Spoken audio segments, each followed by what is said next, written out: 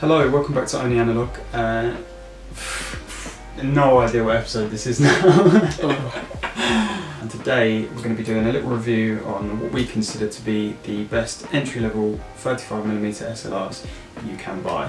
So we're down in Canterbury today and we're taking our 35mm SLRs for a little spin, and we're going to run some footage so you can have a look at what you can expect to see from these sorts of cameras. And then we're going to come back at the end and we're going to run through all of the specs and what you can sort of expect when you buy one of these cameras. So our lens of choice today was a 50mm lens, obviously because we've got the Canterbury Cathedral. It's quite picturesque Canterbury, so we just brought out the 50mm lenses because they're a good all-round lens. And also I picked my 50mm OM Zuko lens up for £25 from a local charity shop. The AE-1 does come with a 50mm lens, so if you're picking one of these up you are going to get this as standard unless someone has changed the lens over. Yeah.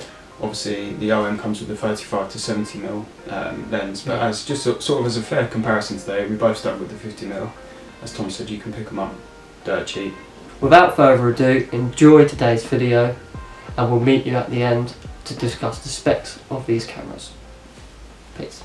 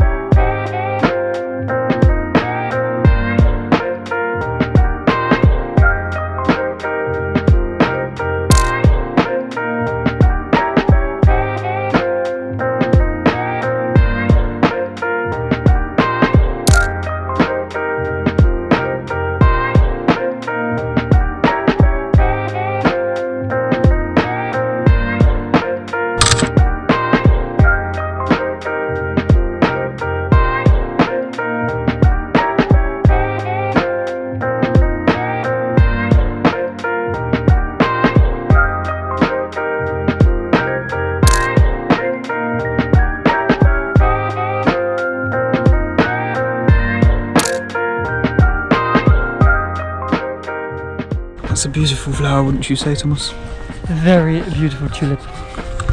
One might even say exquisite.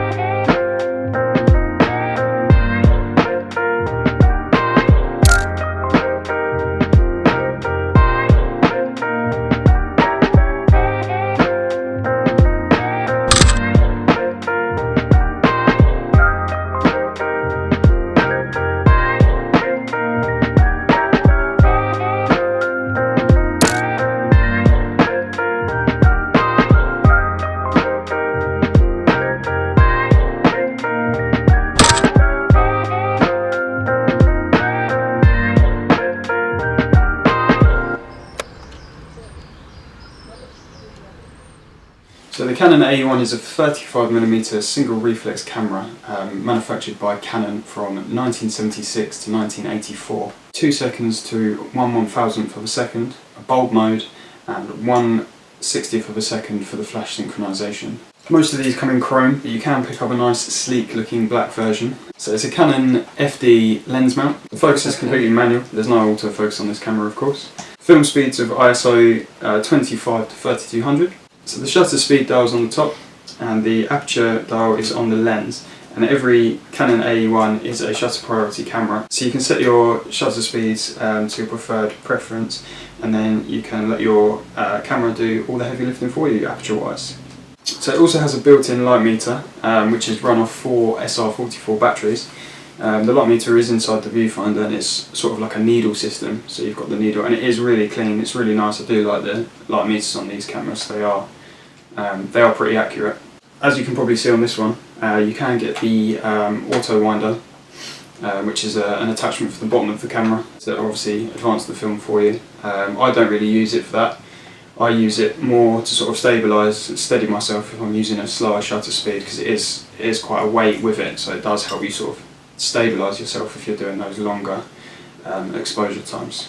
So when I picked this up, I believe I paid £85. I mean, you can pick a decent AE-1 just as it is with a nice lens on it for around £80 to £150 if you're really looking hard enough. AE-1, ladies and gentlemen. Don't spit that all over me, mate. Today I have an Olympus OM30, which I picked up off of this gentleman. Again, I get all of his stragglers. Swindled me.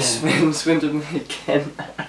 So this Olympus was made, the OM30, this one in particular was made in 1983 in Japan, it does say on the bottom. First of all, I'm going to talk about the lens and the lenses that you can get for it. So this is a Zuiko 50mm S 1.8 lens. I've got picked up for this recently, but this camera originally come with a 35 to 70mm lens on it. Now that also has a automatic focus system on it, so that when you are out shooting it will roughly tell you when you're on focus. It's very questionable and I don't really use it that much. The lens itself, it is quite a beastie, this 35 to 70mm lens, and if you do want to see any images that come off of that lens, then check out our Dungeness video where Josh used the camera. Going back into the specs, on the top of the camera we have 4 selection modes. So we can have battery check, auto, off, manual, and there is another which is bulb.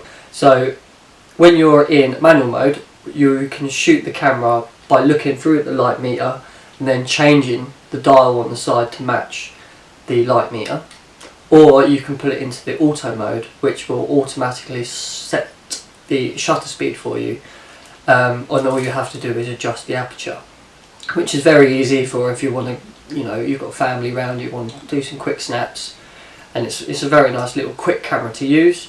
On this side we have the ASA or ISO. It goes from 25 all the way up to 160. The camera itself is quite nice and compact. It's easy to load the film into the back. Like I said, it has LED system inside which tells you the shutter speed, which is very handy, but I think it's a very good little camera for what it is. You can get loads of little mod cons and attachments for it, and it's just a really nice camera to carry around. Thank you very much for joining us today on our little adventure with our what we consider the best entry-level 35mm SLRs. If you did enjoy our content and you want to see more, please go and check out our other videos. Subscribe, leave a like, or maybe even just drop a comment and let us know which 35mm SLR you started with. Yeah, thanks for joining us again today, and we will see you in the next one. Peace. Peace.